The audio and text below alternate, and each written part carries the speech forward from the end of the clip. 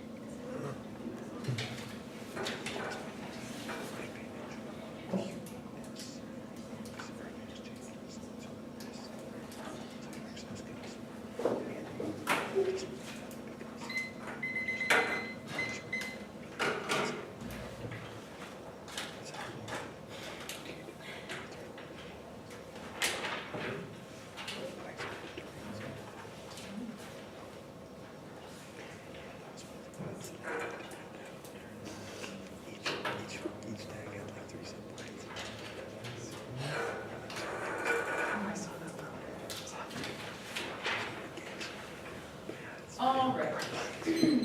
It is going to be 2 off and then on case in both.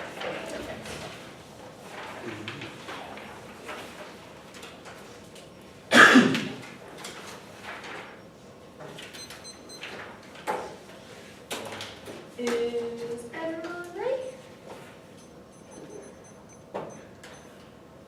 The first one is going to be topicality on accelerate. The interpretation is that accelerate means to increase in amount or extent. Accelerate means to increase in amount or extent. The second is going to be the violation. You don't increase in amount, you just speed up the time frame. The second point here is that this means that the Aff must withdraw new troops, not speed up the correct withdrawal. The C is going to be the standards. The one is that this is key to net ground. If it's interpreted to make it faster, then we have no unique disabs because it's only a matter of time frame, and it's a way for us.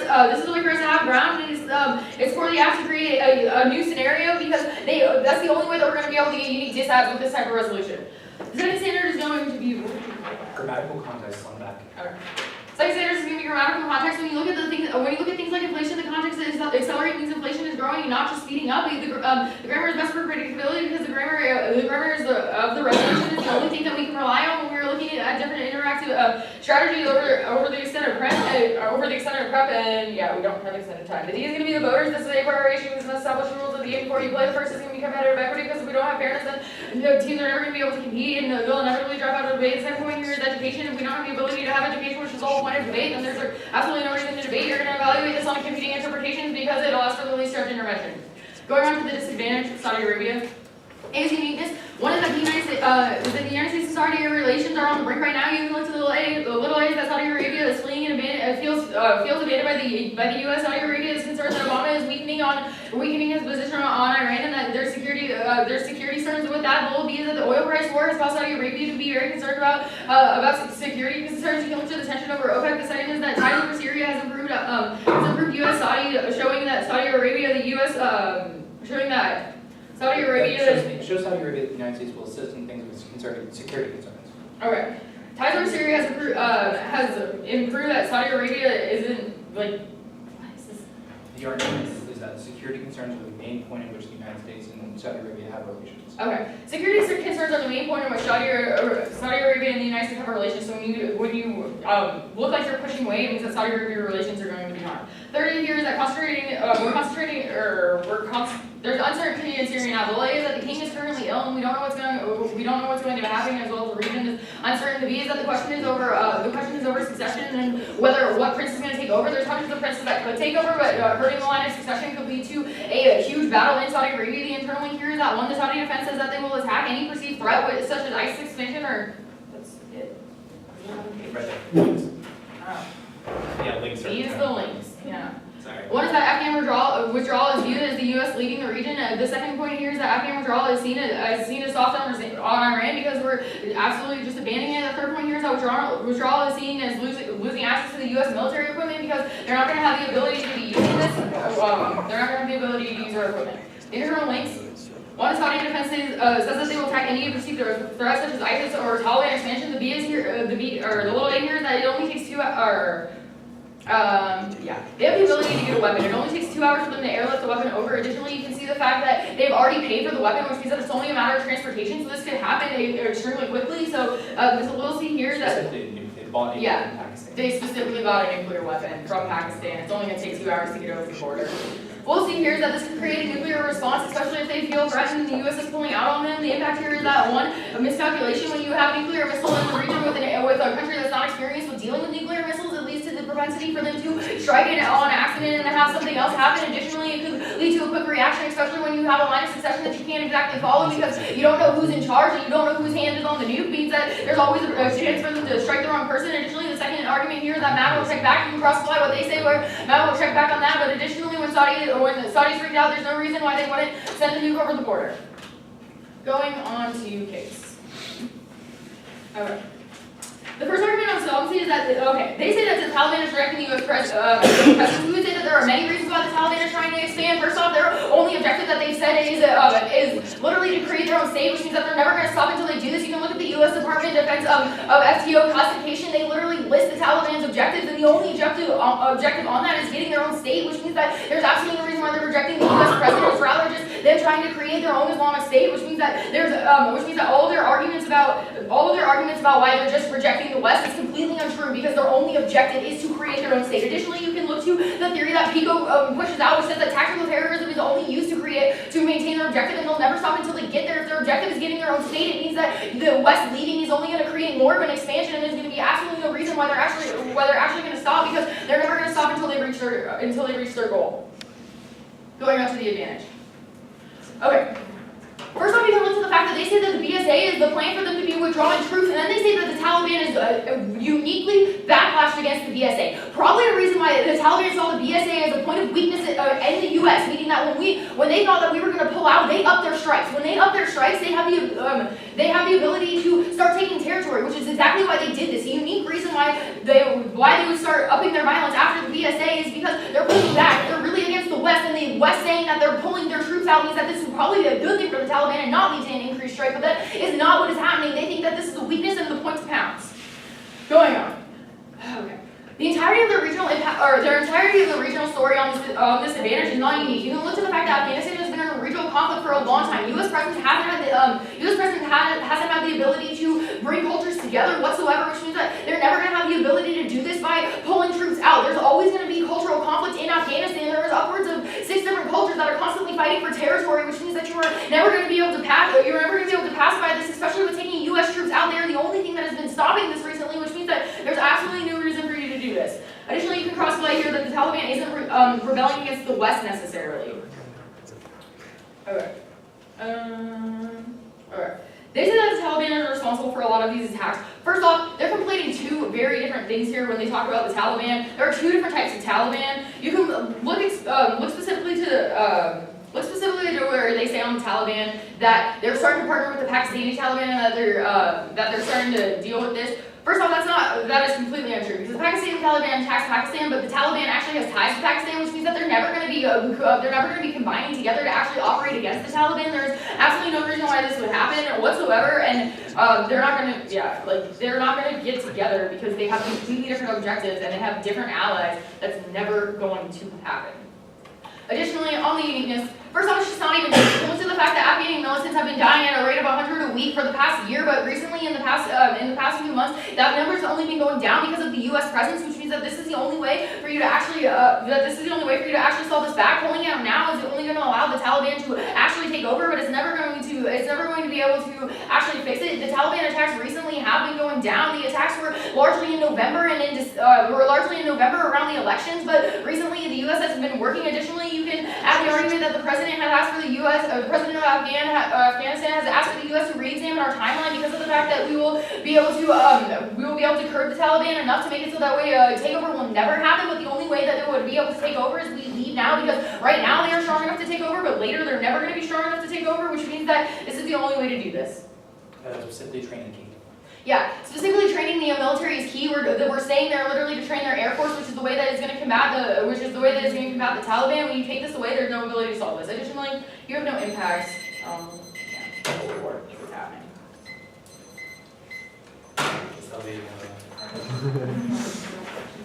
Cool. So we'll take flex. So on topicality really quickly. Yeah. So what is the grammatical context of accelerate within this specific resolution? Like I know you give the inflation example, so like inflation accelerating, but how is accelerating the withdrawal of troops literally saying we should add more troops? So we utilize inflation as an example to parallel this resolution, because you can look at the fact that when you look at accelerate in this context, it's not just speeding up. Like that's maybe like a physics example that's how that works. But when you actually are accelerating a withdrawal, it means you have to pull out more than the amount that are current plans. That is the argument. So more than the current plans, i.e. the BSA. Yeah. Oh, okay. So the argument we're saying is that we need to pull out more troops than the current 98. Sure. So accelerate the withdrawal. Cool. That makes sense. I think that's all I have.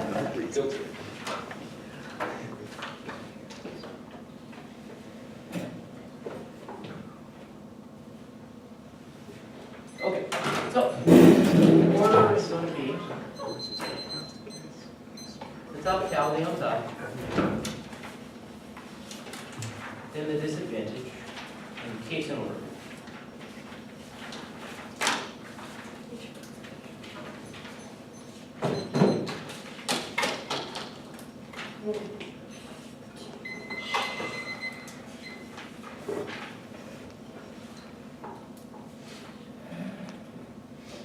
Ready?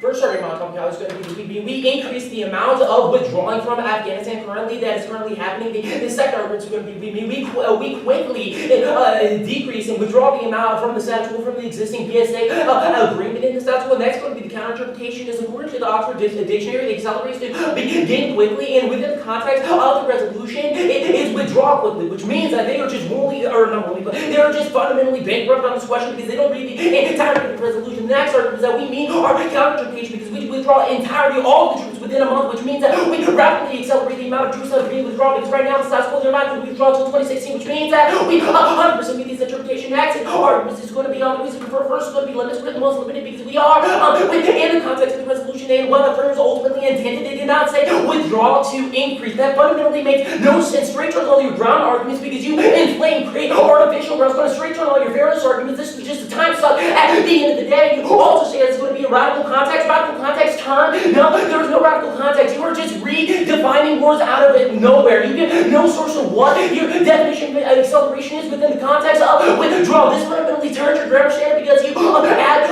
words to the resolution like an increase instead of withdrawal. You take the word withdrawal out of the entirety of the resolution, which is going to be turned back for the literature because the literature is indicating that we are decreasing our troops in the status quo, and that's why we have to need this engaged overall. And the next arguments that are we create a better guideline for what is and is not accelerated. They highly make this ambiguous when they use their currency and their economic statistics about acceleration. We're talking about the military. We're talking about withdrawing military troops. That's nothing to do with the economy or acceleration of the economy. I don't even know what the hell this word is talking about. Also, the impact or the next argument is going to be their interpretation is ultimately valid. You crossify by disadvantage one of ground turn back and skews all of my front. The MG is the most important speech in the ground because it's only shows that we can make offense and they get the whole block. We only get the last speech. Next disadvantage is going to be the literature that you skew the entirety of the literature in the roundup, which ultimately is going to kill the education that you can't go for at the end of the day. And also, also grammar is going to get turned back against you because you put words into the resolution on the impacts. You were never going to vote on potential abuse like voting on potential disadvantage. Also, you're going to defer to elegant reasonability. If we get defense or we meet on this position, then you will not vote for it. First argument, you can group all their arguments about the brick arguments that it overwhelms the link side. Arabia is pretty pissed about us right now because of the recent article that was published to Sheiks versus Shale. They haven't pissed off since the Shale boom is happening. So your link has been tested 10 ways to Sunday. Which, man, there's no propensity for any impact to happen off this. But additionally, we just passed this 3-year security agreement with Saudi Arabia, meaning that they would not do anything to us in the event that we did anything. Saudi Arabia is under our thumb, and the status quo. Second argument is that this is all. You can also group all these arguments in the international community. This posturing, which means that it doesn't actually, it's not predictive of what is actually going to happen. Sure, Putin gets up and says he's going to blow up the world, but has he? No, it's not. It's all about in politics and international relations, which means that this is just all hysteria on the link level. First argument is going to be termed is that we extend, or first argument is going to be termed is that this would be extended for 6 months. What is this? I don't want that argument. First argument is going to be a term.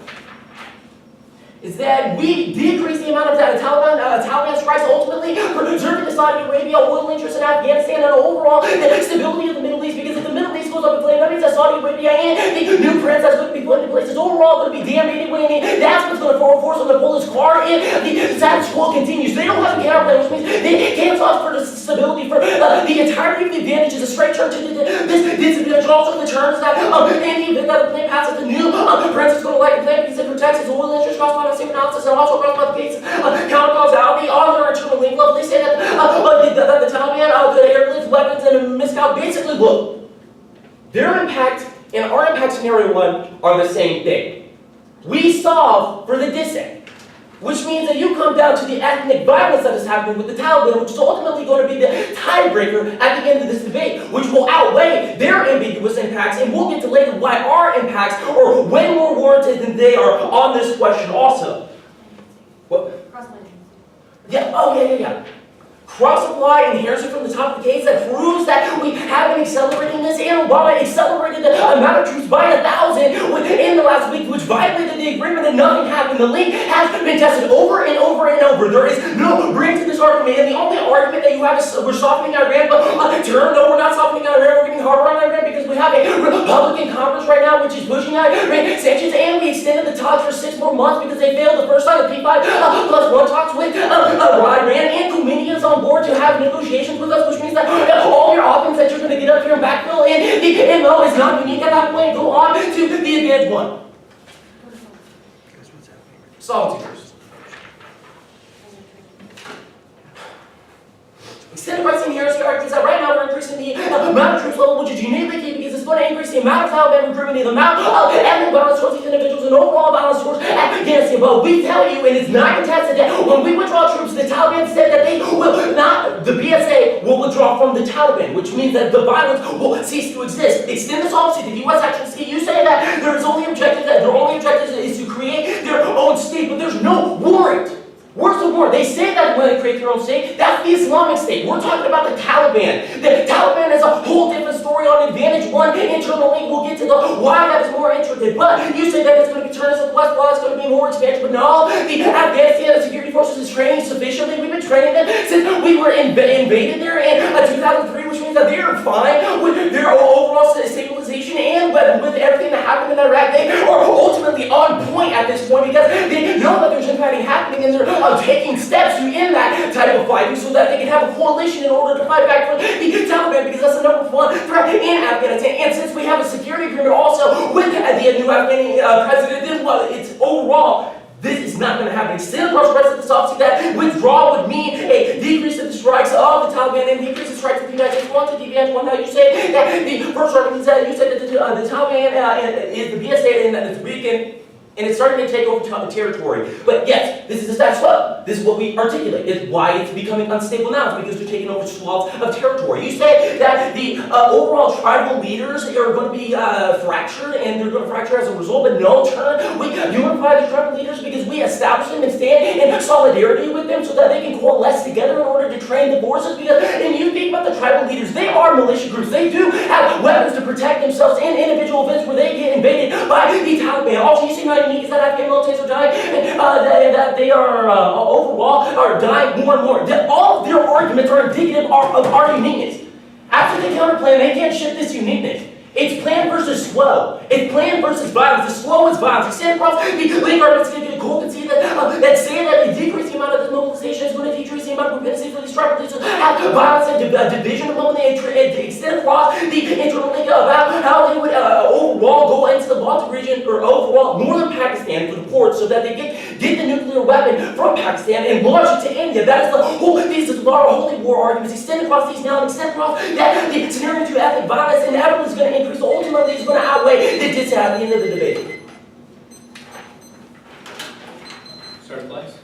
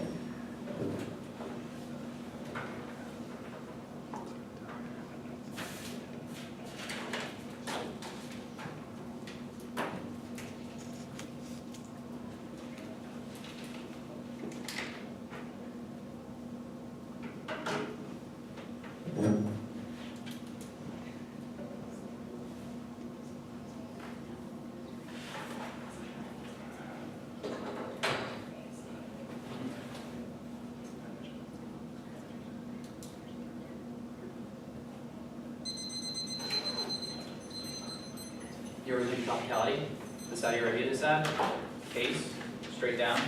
I have all of the case arguments flow on the advantage, but I will signpost when I'm going between where I believe that they've been split up. I'll make sure to be signposted.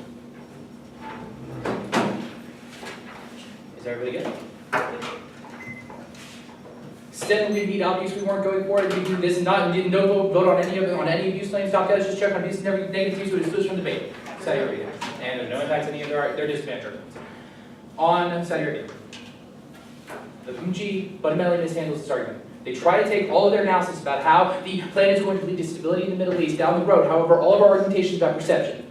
In the status quo, the problem is that Saudi Arabia and the United States are having our relations are on the brink as a result of not only of decreased economic time because of low oil prices, but additionally the fact that they view that we're getting soft on Iran. All of the arguments that the MG is making only reinforce this articulation. The indication why security concerns, specifically in responding to ISIS, is going to be uniquely key in order to be able to assure Saudi Arabia that we are not now abandoning them. It's going to prevent them from not only claiming the nuclear weapon that they've already purchased, but additionally against using it in the case of any form of security problems. This is the analysis coming out of the LOC. MG number 1. Is that unique to several months because the fact that the oil boom is leading to decreased ties. This is the point on our first unique start. The fact that decreased economic ties in status quo lead to decreased economic ties, and the indication of why security concerns are uniquely going to begin to withdraw from the region and viewpoint brought by Saudi Arabia, and would lead to them lashing out, trying to claim their own ability to utilize their own security concerns and to deal with their own security concerns. The indication why this man is the only one that's going to lead to the impacts that we're able to isolate. Next argument makes that is that we just passed a new security agreement with Saudi Arabia as an indication of why Saudi Arabia is under our thumb. However, this doesn't function in a world in which Saudi Arabia views us as weak on security concerns. You look to the analysis says that Saudi Arabia views Afghanistan, especially things like oil concerns, an indication why this uniquely key. Additionally, because our relations are breaking things like ISIS is an indication why Saudi Arabia uniquely needs to view the United States as supporting our agreements, not just leaving the region as the permanent plan would have you do. Next argument makes that this is just posturing is not predictive of what will actually happen. However, Saudi Arabia bought a nuke. Are you kidding me? And there's any indication this is not just posturing, and they wouldn't have actually spent the money to buy a nuclear weapon. This indication why the only chance for actually they're actually being a nuclear strike one is a situation in which Saudi Arabia believes that there's a credible threat that one such as I don't know the Islamic State as an indication why they utilize a nuclear weapon as a strong United States security guarantee. Next argument makes that they decrease the number of strikes that are happening by the Taliban. However, all these arguments are based on damage down the road, or effects of the plan down the road. This doesn't interact with perception arguments. That immediately, because Saudi Arabia is going to view as abandoning Afghanistan, abandoning not only our commitments to foreign governments, but additionally abandoning abandoning the region is an indication why it doesn't matter, even if you do solve back for things like Taliban strikes, which you don't. We'll talk about that in the case. But regardless, it's only perception necessary in order to be able to treat the latest indication why they will not be able to resolve things like stability in the Middle East.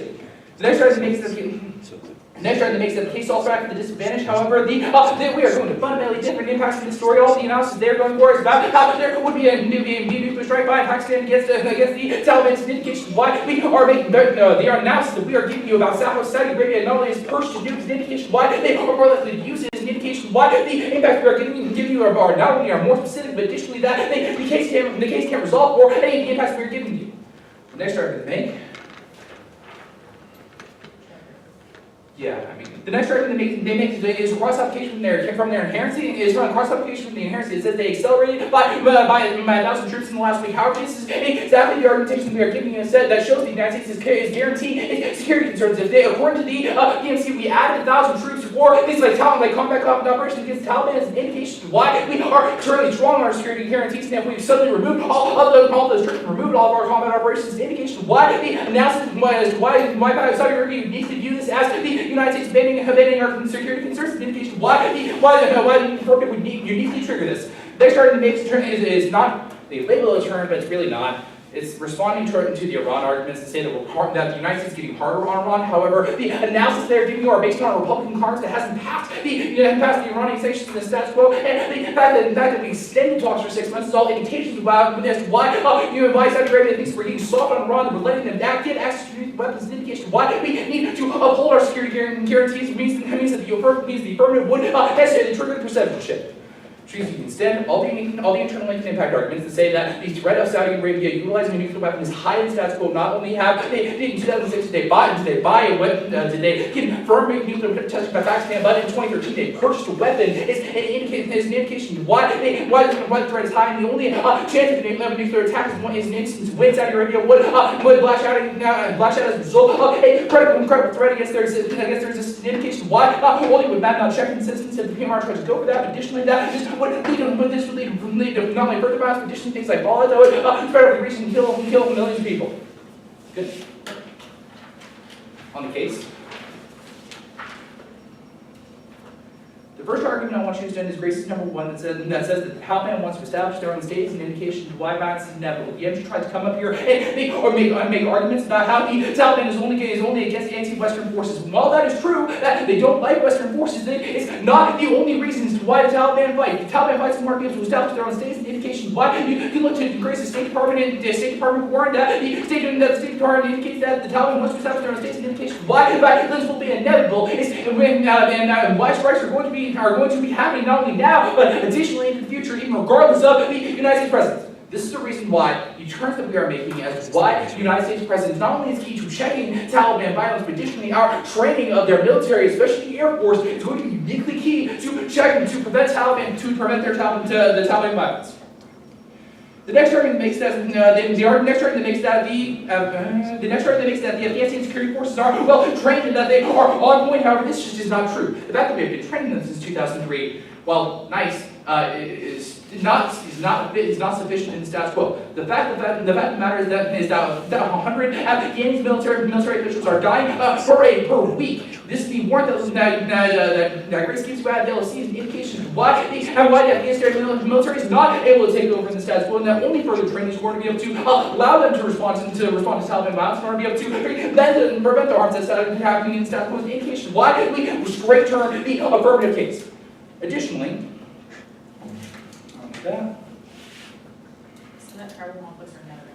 Additionally, they go hard for these argumentations about how the tribal leaders are going to decide to work with the army when the United States presence isn't there. However, this is a question of culture and a question of will they actually work together. You look at the analysis that Grace is giving you that there are 6 different cultures in this region, all that have completely different viewpoints, an indication of why they are never going to be able to coalesce into an agreement. In fact, in addition to the fact that we have not only given the tribal leaders substantial amounts of military aid and food aid in order to be able to give them on our side, as an indication of why they would never be able to coalesce around the government. It means that all of your analysis about how tribal leaders are going to work with the government should start true.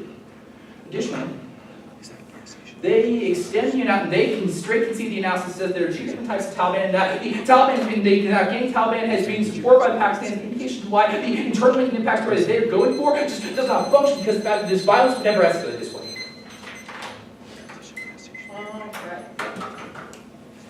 It is going to be same order, a little bit over overview on top. Wait, same word as you're going to now. Absent.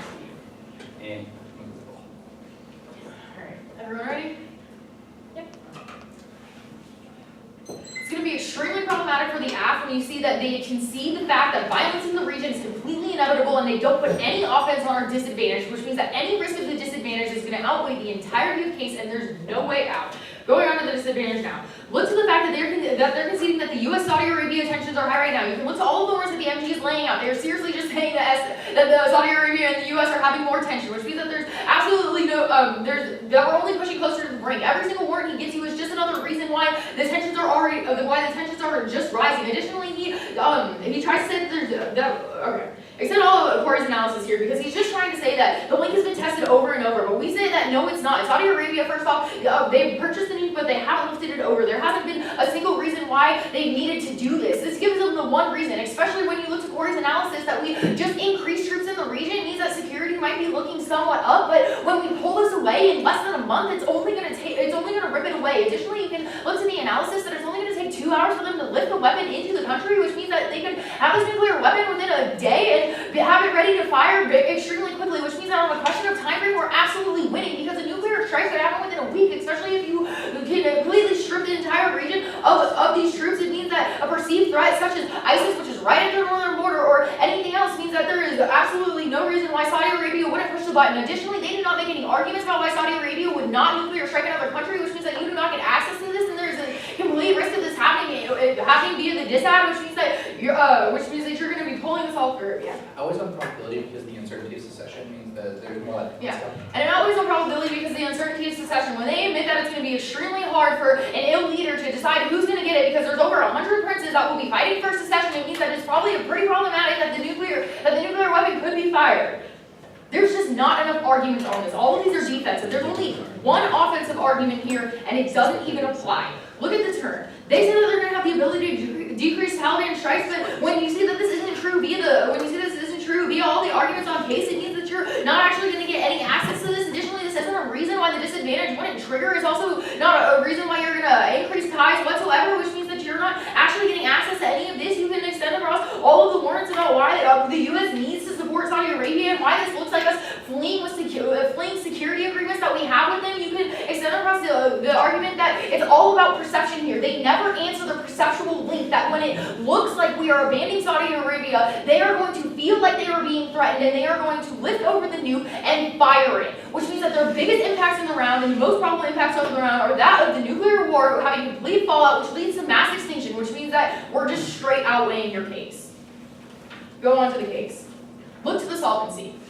They straight concede that the Taliban's only objective is to create a state and they will never stop until this happens, which means that they're not fighting the Western presence in the region. They are only fighting to get their own state, meaning that the U.S. leaving is only going to push this forward. Additionally, you can look to the arguments that the withdrawal plan is what created a perception of weakness that made them spike in their attacks, which means that the West leaving is only going to create a resurgence of the Taliban and increase their strikes, which means that you're not actually getting access to any of this. When you straight concede the fact that you don't have any solvency because the Taliban will never stop attacking until they have their own state, you have a case that doesn't do anything. Going on to advantage one. You can look to all the arguments about how the tribal leaders are never going to unify. They never answer back the fact that there's been decades of fighting with over 6 cultures, meaning that you are not going to create a rallying point. There is absolutely no warrants under this or anything. They're going to try to go for the fact that the Taliban is pushing against the U.S., but we have given you sufficient reasons here why it's not just anti-U.S. sentiment that has had the Taliban striking back, and additionally that is only the perception of weakness that has caused the spike in Taliban attacks, which means that the only thing that's going to increase Taliban attacks is the plan. Next. So why haven't they pulled the trigger yet? They don't have the nuke yet. They only bought it, but they haven't lifted it over the Oh, so they don't even technically No, have they it. haven't. they It paid- takes 2 hours to Yeah. airlift it. To answer your 2 hours to question, airlift it. they're confident over the United States security. They paid for it. It's going to take 2 hours to get it to their country. Since they're already confident, why would they lift it? I mean, that seems like a lot of stuff to do. Lift it like they need to get it to their Like an country. airlift? Like, do they have the airlift technology that can lift it? Yes. They also have the delivery mechanism, if that's your next question. It wasn't. Alright. Order's gonna be an overview, then a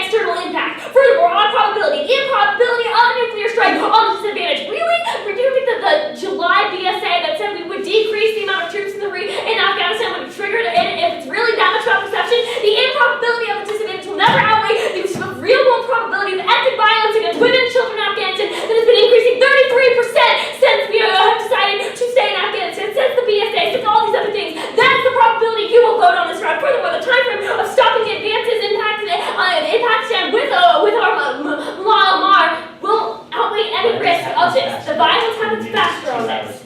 On advantage one. Let's go here first. Look, all of the argumentation that the bloc goes for is mostly about how training is not sufficient, how we can't do tribal leaders. One, we've been there since 2003. Either it's going to work by now or it's not. How is another year going to change things? It's not. Except across the energy analysis that we've been training them for years, therefore they're completely fine. They're completely fine. But additionally, except across the analysis that the reason that the ANA is being current in uniqueness is that because of the affiliation with the Western sentiment, which is increasing the amount of Western attacks on the ANA officials. Furthermore, I want you to extend across Rez the excellent analysis about the extension of uniqueness number 4, saying that we unify tribal leaders. Yeah, there's 6 different cultures. You want to know why they're fighting? You can extend across uniqueness number 4 that says the United States has been giving some of them arms, and they get to call each other Taliban rivals. It's the United States presence that is causing this kind of conflict in the first place, because they're just giving people different cultures weapons and then letting them call each other the Taliban. You can also extend across uniqueness number 4 that says this violence would stop because these tribal leaders are moderates who don't necessarily want to affiliate with Taliban, but will do it if the West keeps funneling weapons into the region. We've resolved this question, and therefore have tribal unity. This is the entirety of the uniqueness scenario that you have missed coming out of the affirmative, meaning that we are uniquely able to resolve the questions about tribal insurgency. Furthermore, extend across all of the links, specifically how we created a more inclusive government because they want to work with them and they're not extremists. Furthermore, extend across the internal link scenario about number 1, Pakistan, about working with Pakistan. They said that Pakistan Taliban is different. Yeah. The Afghan Taliban leaders have gone into this region of Pakistan in hiding for years. We are articulating that because they feel like they are empowered to have more of an insurgency now. The LET will strike at a certain area of Pakistan because they want to declare independence, therefore leaving nuclear silos unguarded. This is a highly probable scenario, but furthermore, even if you didn't buy it, it's all nuclear war at the end of the day. Therefore, ethnic violence is the tiebreaker in the round. On sovereignty. Except across the advantage one more, the answer back to all the tribal arguments. Therefore, Taliban doesn't have the support of tribal leaders anymore. Violence decreases. Additionally, Taliban will just stop attacking, and the ethnic violence will stop. Therefore, you're able to reverse the trend. Let's go to disadvantage. Again, let's go to the line building here. They say that it's about perceptions and relations that are on the breakdown. Except Rez's analysis from the MG that says that way that the inheritance would have triggered this. You don't think that saying that we were going to withdraw a bunch of troops from the region would have triggered the link already? That's exactly what happened. This means that we win the round because if it's about perception, if it's that much a hair trigger, then the July perception of us pulling out of the region would have already triggered this. The week between the BSA being signed and the actual decrease amount of troops and the covert sending in troops, that week we would have all been obliterated by now, but we're not. I mean, there's 0% probability for this scenario. Furthermore, if it's about perception, the Republican Congress that's becoming more and more harsh on Iran would also increase the perception that the United States is now standing strong behind Saudi Arabia. If it's about perception, then we haven't covered on the uniqueness. There's 0% probability for this, which means that there's no reason that Saudi would have security concerns. Additionally, on the links, except across the turn that because we decrease Taliban strikes and that the conflict in the region we have inevitably preserve the oil interest. It doesn't matter who the prince becomes it because we are preserving the oil interests of Saudi Arabia. Therefore, there's no reason for them to backlash. Furthermore, extend that we are able to resolve the conflict in the region. The reason there's instability in the region in the first place, meaning that there's no reason for Saudi Arabia to break out. Furthermore, extend across the distinction. Look, whether it is your dissent or the first impact scenario on advantage 1, we are both talking about nuclear war. There's 0% probability for your nuclear war. We are articulating the status quo is going in the direction of nuclear war with the Pakistan Taliban right now.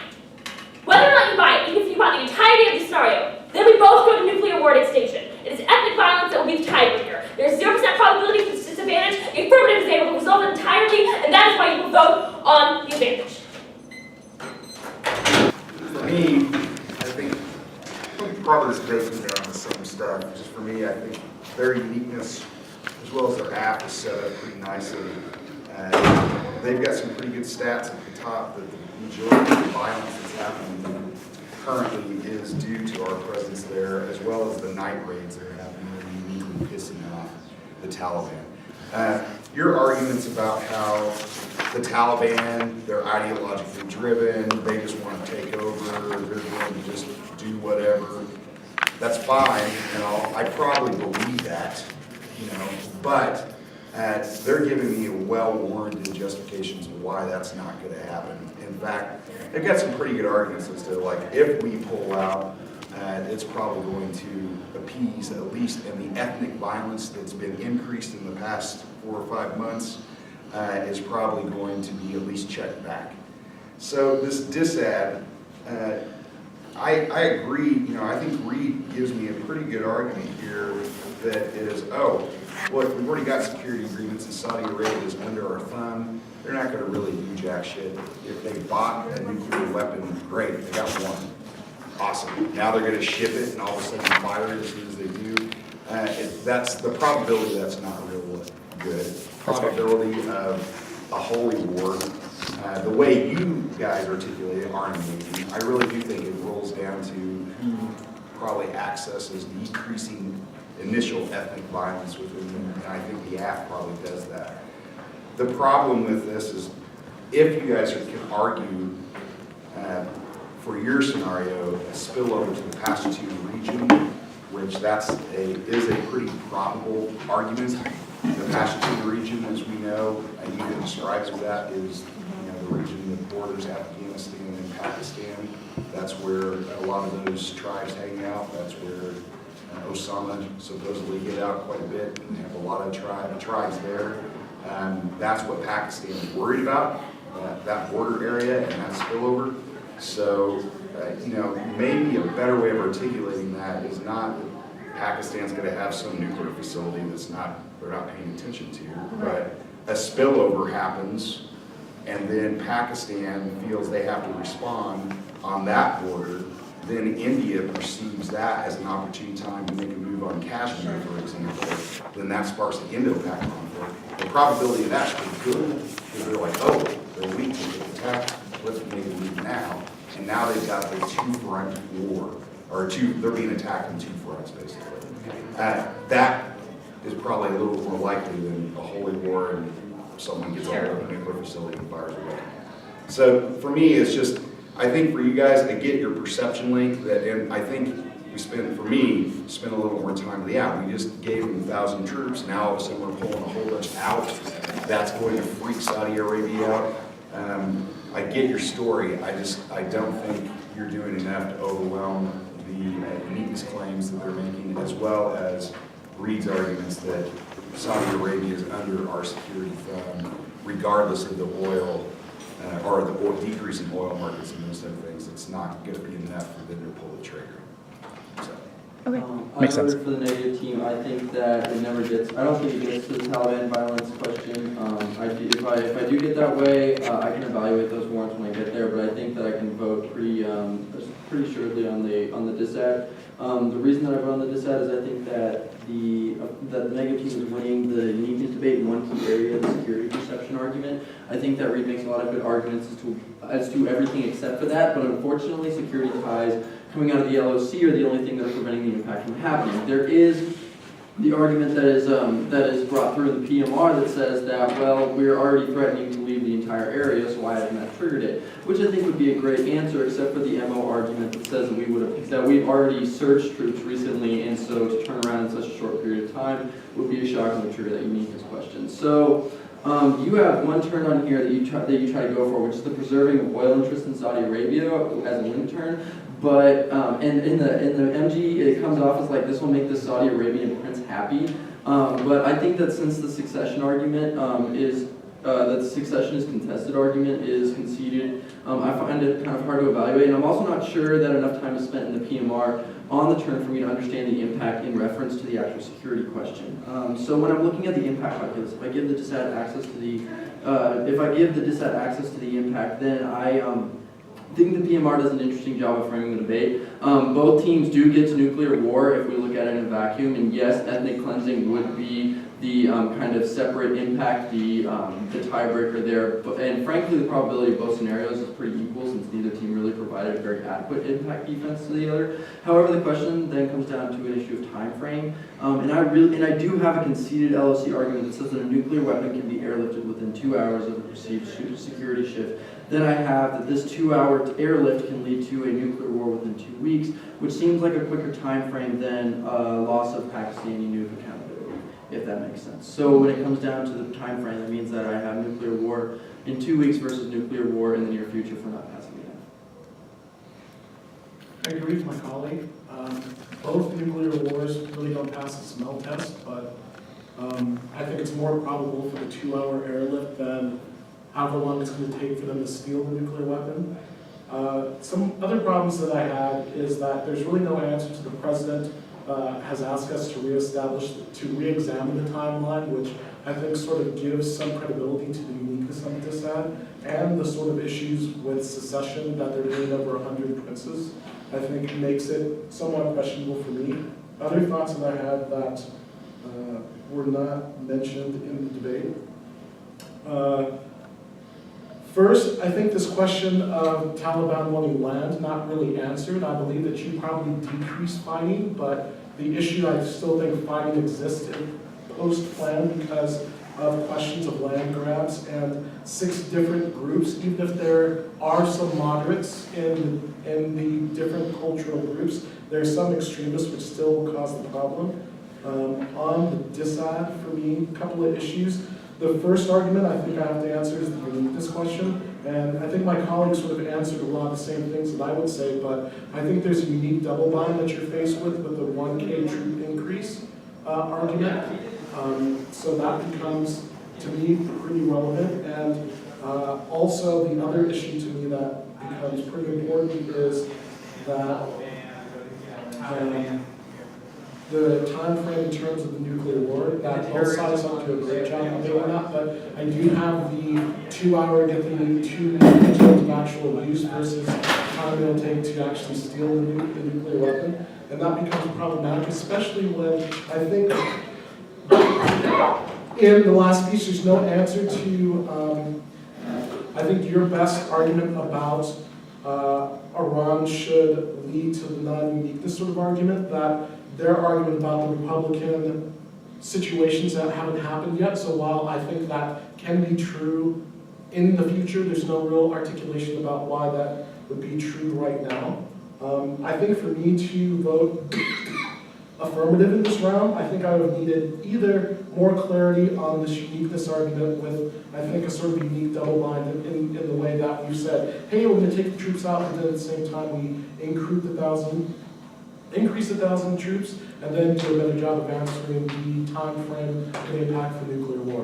While I guess in this realm, I believe both nuclear wars can happen, they're probable, I believe that the negative nuclear war is going to happen first. Cool. Thank you. Thank you.